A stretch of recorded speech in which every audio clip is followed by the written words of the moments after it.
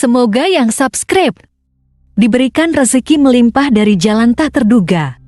Dan yang like komen, dimudahkan jalannya menuju surga di hari akhir nanti. Siapa yang tak mendengar nama Qorun? Qorun adalah seorang sosok kaya raya di zaman Nabi Musa, tapi namanya melegenda hingga sekarang. Kisahnya diabadikan dalam Al-Quran, bahkan menjadi peribahasa atau ungkapan di masyarakat guna menggambarkan seseorang yang mirip dengan tabiatnya atau menisbatkan harta yang ditemukan terpendam dalam tanah sebagai harta Qorun. Qorun adalah miliarder kaya raya yang hidup sejaman dengan Nabi Musa. Saking kaya rayanya, Qorun setiap kali keluar dari rumahnya, ia didampingi dengan 300 pelayan laki-laki dan 300 pelayan perempuan. Qorun juga dikawal oleh 4.000 pengawal yang diiringi 4.000 binatang ternak, ditambah 60 ekor unta yang khusus membawa kunci-kunci gudang penyimpanan harta kekayaannya itu. Itu dilakukan semata-mata sebagai bentuk kesombongan bahwa dialah manusia paling kaya, paling terhormat, dan memiliki pengikut setia. Ia merasa lebih mulia dibandingkan Nabi Musa alaihissalam. Orang-orang tentu saja akan penasaran seberapa banyak harta kekayaan Qorun jika pengawal dan pembawa kunci gudang kekayaannya sebanyak itu. Lalu berapakah harta yang dimiliki Qorun yang disimpan dalam gudang-gudangnya tersebut? Sebelum saya melanjutkan, dimohon untuk menonton video ini sampai selesai supaya tidak ada kesalahpahaman dalam memahami isi cerita, serta mohon bantu channel ini semakin berkembang dengan cara tekan subscribe dan silahkan tinggalkan like serta komen positifnya. Semoga dukungan pemirsa Risalah Kehidupan bernilai pahala dan menjadi wasilah dimudahkannya segala urusan pemirsa sekalian. Pemirsa Risalah Kehidupan, di zaman sekarang banyak orang yang mengistilahkan rezeki yang tak terduga dengan istilah harta Qorun. Lalu, dari manakah sumber harta kekayaan Qorun yang sangat luar biasa itu? Serta di manakah Qorun dan hartanya ditenggelamkan? Siapakah Qorun dan bagaimana kisahnya dengan Nabi Musa? Qorun merupakan kaum Nabi Musa alaihissalam. Disebutkan oleh Ibnu Jurayj, nama lengkap Qorun adalah Qorun ibnu Yashar, ibnu Qahis, ibnu Lawi, ibnu Yakub. Ia merupakan putra paman atau sepupu Nabi Musa alaihissalam. Pasalnya, Nabi Musa alaihissalam sendiri adalah putra Imron, sedangkan Imron adalah putra Qahis. Dengan kata lain, Qorun masih satu kakek dengan Nabi Musa alaihissalam, yakni kakek Qahis. Ia adalah umat Nabi Musa yang taat. Tidak hanya memiliki banyak harta, Qorun juga termasuk orang yang cerdas dan berilmu. Ia menguasai ilmu duniawi dan ilmu ukhrawi, dan tercatat bahwa Qorun adalah ahli di bidang kimia. Dirinya tercatat sebagai ahli kitab Taurat setelah Nabi Musa. Kepandaian Qorun dalam ilmu agama membuat dirinya sering disebut dengan ilmu nawir atau orang yang memberi cahaya dan penerangan. Suaranya terkenal merdu dalam membaca kitab Taurat. Selain itu, Qorun juga lihai dalam berbisnis. Ia mengetahui trik investasi yang menguntungkan serta jalur perdagangan internasional yang strategis di zamannya. Kekayaan Qorun begitu banyak sebagaimana tercatat dalam surat Al-Qasas ayat 76. Sesungguhnya Qorun termasuk kaum Musa, tetapi dia berlaku aniaya terhadap mereka. Kami telah menganugerahkan kepadanya pembendaharaan harta yang kunci-kuncinya sungguh berat dipikul oleh sejumlah orang-orang yang kuat. Dalam riwayat Khaisamah disebutkan, untuk mengangkut kunci gudang kekayaan Qorun dibutuhkan 60 bigol atau sejenis kuda kecil. Ukuran kuncinya sebesar jari, bahannya terbuat dari kulit dan setiap kunci digunakan untuk satu gudang. Maka keluarlah Qorun kepada kaumnya dalam kemegahannya. Para ulama tafsir menjelaskan Korun keluar dengan baju mewah diiringi dengan 300 gadis berbaju merah dan 4.000 kendaraan kuda. Tak heran iring-iringan Korun itu mengundang decak kagum mereka yang gandrung terhadap harta kekayaan. Sebagaimana yang terekam dalam Al-Quran, moga-moga kiranya kita mempunyai seperti apa yang telah diberikan kepada Korun. Sesungguhnya ia benar-benar mempunyai keberuntungan yang besar. Quran Surat Al-Qasas ayat 79. Namun tak sedikit kaumnya yang mengingatkan, dan ingatlah ketika kaumnya berkata, janganlah engkau terlalu bangga. Sesungguhnya Allah tidak menyukai orang-orang yang terlalu membanggakan diri atau disebut farihin. Sebagian ulama menafsirkan istilah farihin di sana juga berarti takabur atau zolim, berbuat kerusakan, arogan, dan tidak mau bersyukur terhadap nikmat. Korun dikisahkan memiliki ribuan gudang yang berisikan emas dan perak. Bila keluar rumah, Korun selalu berpakaian mewah dan dikawal oleh 600 pelayan.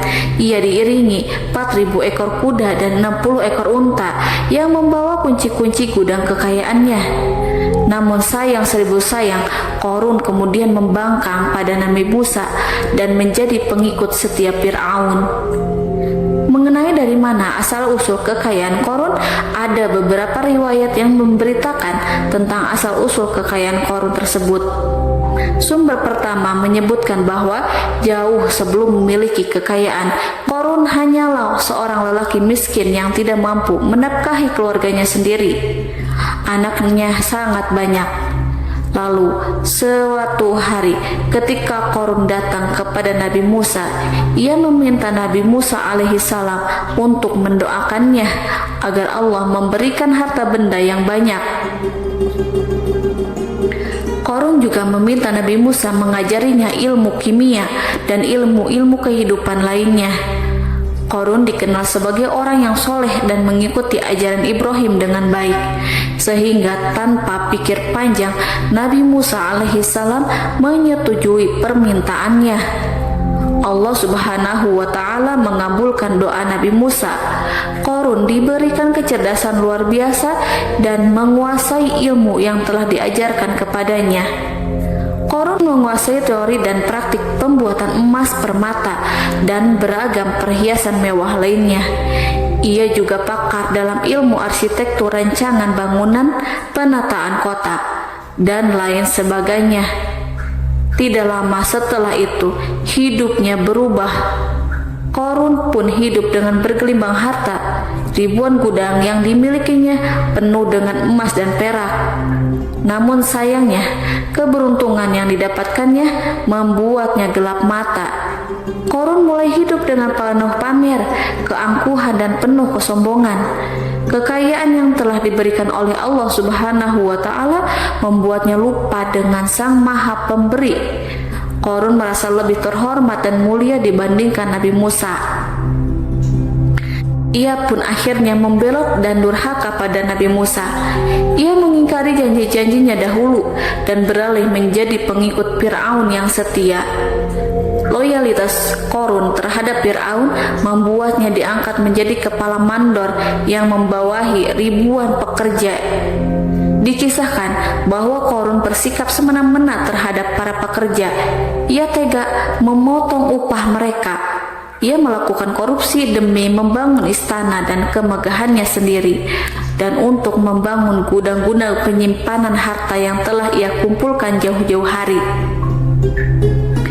Ketika datang perintah zakat, Nabi Musa alaihissalam pergi menemui Korun dan memerintahkannya mengeluarkan zakat sebesar 1 dinar dari setiap 1.000 dinar, 1 dirham dari setiap 1.000 dirham, 1 kambing dari setiap 1.000 kambing, dan seterusnya. Setelah Korun menghitung seluruh hartanya, ternyata jumlah zakatnya sangat besar. Kekikirannya pun mulai menghalangi hatinya untuk mengeluarkan zakat. Korun enggan membayar zakat ketika Nabi Musa alaihissalam menagih zakat yang diperintahkan oleh Allah untuk ditunaikannya. Ketika Korun diminta zakat, ia langsung marah dan tidak memberikan sedikit pun kekayaannya. Dia berpikir bahwa harta kekayaan yang dimilikinya didapat dari hasil kerja dan usahanya sendiri dan tidak ada kaitannya dengan siapapun, termasuk Allah Subhanahu wa Ta'ala. Janji Qorun untuk lebih taat beribadah dan membantu sesama jika diberi kekayaan oleh Allah dilupakannya. Dia mempergunakan kekayaannya tersebut dalam kesesatan, kezaliman, dan permusuhan, sehingga membuatnya menjadi sombong dan terlena. Orang-orang beriman pada masa itu sering menasehati Qorun untuk bersyukur atas nikmat yang Allah berikan kepadanya, tetapi dia tidak mengindahkan nasihat tersebut. Dari sikapnya tersebut sudah jelas bahwa Qorun tidak membutuhkan nasihat kebenaran, bahkan merasa tidak takut dengan ancaman Allah, sebab Qorun merasa sudah memiliki segalanya. Qorun merasa dirinya hebat dan pintar serta punya banyak pengikut setia, punya banyak pengawal dan merasa aman karena dekat dengan Raja Fir'aun. Qorun berkata, "Sesungguhnya aku mendapatkan harta ini karena ilmu yang ada padaku." Qorun sangat sombong. Ia merasa hartanya didapatkannya sendiri tanpa campur tangan dan kehendak Zat yang Maha Kaya, yakni Allah Subhanahu wa Ta'ala. Apakah Qorun lupa ataukah ia tidak tahu bahwa Allah telah membinasakan orang-orang sombong sebelumnya yang bahkan lebih kuat darinya, yang lebih kaya darinya, yang lebih banyak pengawalannya, lebih kokoh dan tak terkalahkan dibanding dirinya? Karena terdorong sifat kikir dan angkuh, maka Qorun membuat rencana untuk melakukan tipu daya agar dia terlepas dari kewajiban membayar zakat. Dia ingin menjatuhkan nama baik dan citra baik Nabi Musa alaihissalam. Kemudian dia mengumpulkan tokoh-tokoh konglomerat Bani Israel. Ia berkata kepada mereka, "Wahai saudara-saudaraku, terhadap apa yang diperintahkan Musa untuk membayar zakat, apakah kalian akan mematuhinya? Sekarang dia hendak mengambil harta yang ada di tangan kalian, maka pikirkanlah suatu cara untuk menghindari perintahnya." Para pembesar-pembesar yang dipanggil kemudian menjawab, "Wahai paduka Qorun, engkau lebih besar daripada kami. Kami akan melakukan apapun yang kau inginkan." Qorun pun berkata, "Datangkanlah kepadaku wanita cantik. Aku akan memberinya hadiah besar jika ia berhasil menggoda dan memfitnah Nabi Musa." Ketika wanita cantik yang diinginkan datang, Qorun memberikan kepadanya uang muka sebagai jaminan. Ia akan membayarkan seluruh yang dijanjikan ketika berhasil menjalankan misinya. Bukan hanya itu, Qorun pun berjanji akan menjadikan wanita ini sebagai istrinya. Dan keesokan harinya, Qorun mengumpulkan Bani Israel. Setelah itu, Qorun menghadap kepada Nabi Musa seraya berkata, "Orang-orang menanti kedatangan Anda, sampaikanlah saran dan nasihat kepada mereka." Nabi Musa kemudian keluar dari rumahnya. Ia mulai menyampaikan nasihat pada umatnya. Di antara nasihatnya, beliau berkata, "Barang siapa yang mencuri, aku akan memotong tangannya. Barang siapa yang memfitnah, aku akan mencambuknya sebanyak 70 kali. Barang siapa yang tidak mempunyai istri dan dia berbuat zina, maka aku akan mencambuknya sebanyak 70 kali. Adapun barang siapa yang memiliki istri dan dia berbuat zina, aku akan rajam dia sampai mati." Qorun kemudian berkata, "Apakah ini juga berlaku untuk Anda jika Anda sendiri yang berbuat zina? Apakah Anda akan menerima hukumannya?" Kemudian Nabi Musa menjawab, "Ya, meskipun saya sendiri yang melakukannya." Maka kemudian Qorun memanggil wanita yang telah dibayarnya. Wanita itu berdiri di depan Nabi Musa dan Bani Israel yang telah berkumpul. Dia mengaku sedang hamil karena telah berhubungan badan dengan Nabi Musa. Maka marahlah Nabi Musa atas fitnah kejam yang diarahkan kepadanya. Kemudian Nabi Musa melakukan sholat 2 rakaat, lalu mendatangi wanita itu dan menyumpahnya agar mengatakan siapa yang menyuruhnya. Wanita itu menjadi ketakutan.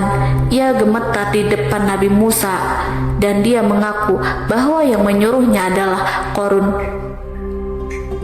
Lalu wanita itu bertaubat dan meminta maaf kepada Nabi Musa. Seketika Nabi Musa bersujud seraya berdoa kepada Allah untuk menimpakan azab kepada Qarun. Allah memberi wahyu kepada Nabi Musa bahwa bumi telah dijadikan tunduk kepada perintah Nabi Musa. Kemudian Nabi Musa berkata kepada bumi, "Wahai bumi, telanlah Qarun beserta kekayaannya, habiskanlah semua." Kala itu Allah menurunkan wahyu kepada Nabi Musa alaihissalam untuk memerintah bumi apapun yang diinginkannya. Begitu Nabi Musa alaihissalam datang dengan wajah sangat marah, barulah Qarun merajuk, "Wahai Musa, sayangilah aku." Sementara Nabi Musa alaihissalam tak bergeming. Beliau lantas berkata pada bumi, "Wahai bumi, ambillah mereka." Seketika rumah Qarun mulai bergetar.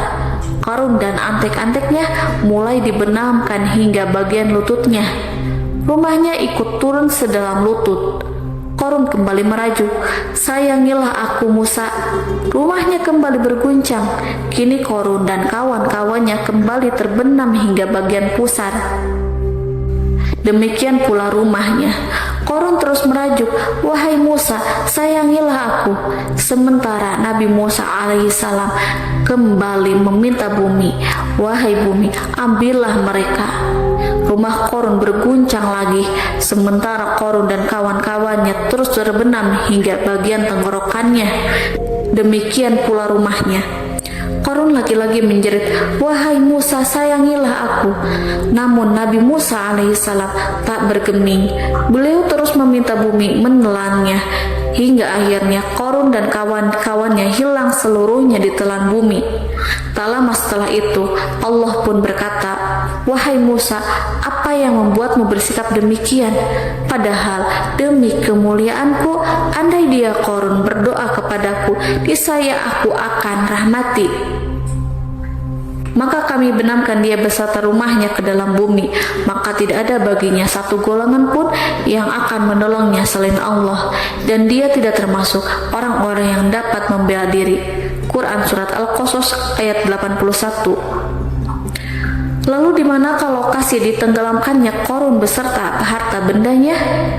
Konon berdasarkan kepercayaan beberapa masyarakat setempat, Qarun ditenggelamkan di sekitar sungai atau danau Moris yang terletak di kota Fayum, negara Mesir. Qarun konon mendirikan istana, dan di tempat itu pula ia ditenggelamkan.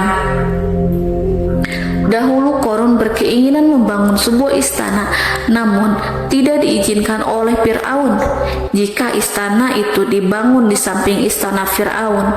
Terlebih Qarun juga tidak ingin membangun istana di tengah pemukiman Bani Israel yang terletak di tanah Jasan. Fir'aun pun memberikan tanah di wilayah Fayum. Kemudian di tepi sungai Fayum inilah Qarun membangun istananya yang megah, dan di dalamnya membangun Al-Kunuz atau gudang penyimpanan harta berisi emas dan perak. Salah satu bukti arkeologis yang dapat dijumpai di lokasi tersebut adalah runtuhan bangunan yang diduga sebagai tempat tinggal Qarun yang berjarak sekitar 2 km dari Danau Qarun. Menurut beberapa sumber, bangunan yang masih berdiri kokoh tersebut adalah benteng yang dibangun oleh Qarun. Namun, ada juga yang mengatakan bahwa bangunan tersebut adalah tempat tinggalnya. Wallahu a'lam bishawab.